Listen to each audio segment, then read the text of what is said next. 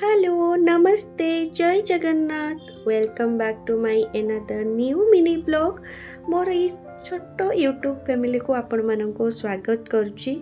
बस मु ट्राई करे जे मु किछि इजी आउ हेल्दी रेसिपी शेयर करने तो यूट्यूब रे मोर एटा फास्ट रेसिपी मु शेयर करुच्ची जेटा कि हाई प्रोटीन रिच ब्रेकफास्ट जेटा कि बहुत न्यूट्रिशन अच्छी जेमती कि आम ताको भेज ऑमलेट बनो माने बेसन छिलका तापाई मु नेइची 2 कप पाखापाखी बेसन छिलका खाइबा हेतु बहुत सारा न्यूट्रिशन मिले, बहुत सारा हेल्थ बेनिफिट मिले।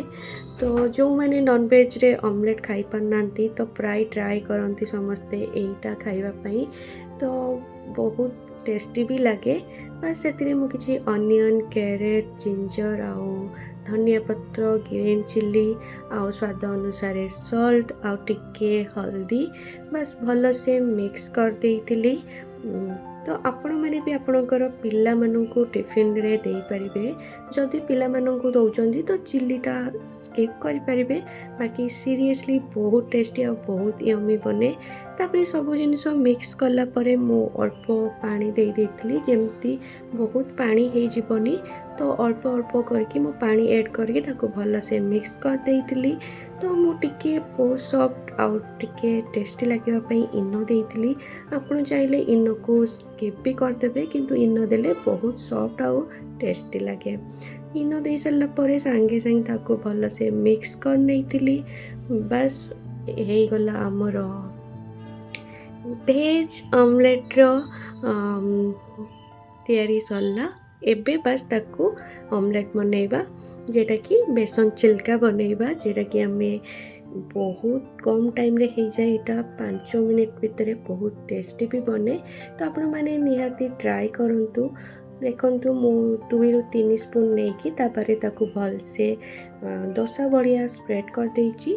आउ टिके अधिका भल से प्रोटीन आउ टिके टेस्टी भी लागिबो सेति मु पनीर ऐड करछि। आपण चाहिले पनीर ऐड कर परिबे। आपण चाहिले एतिरे पिला जदि भल पाउछंदी किछि चीज भी ऐड कर परिबे। तो एमती चटपट मोर बेसन छिलका गोटे पट रेडी हो जाइला। तापरे मु ताको लौटी देइथिली। तापरे देखंतु बहुत टेस्टी आ यम्मी देखा जाउछि। आपण आपणको घरे समस्त को एटा बने कि दियंतु। सकाळ ब्रेकफास्ट भल से हाई प्रोटीन रिच ब्रेकफास्ट हेले बहुत भल रुए कहीं आम प्रोटीन आम बॉडी रे निहाती दरकार। तो एमती किछि आमे हेल्दी भी खाइबा और प्रोटीन भी जीवो सेमती खाइबा निहाती दरकार। सो देखंतु मु बस टिके एथिरे टमाटो सॉस ऐड कर देछि। आपण चाहिले एथिरे ग्रीन चटनी भी खाई परिबे।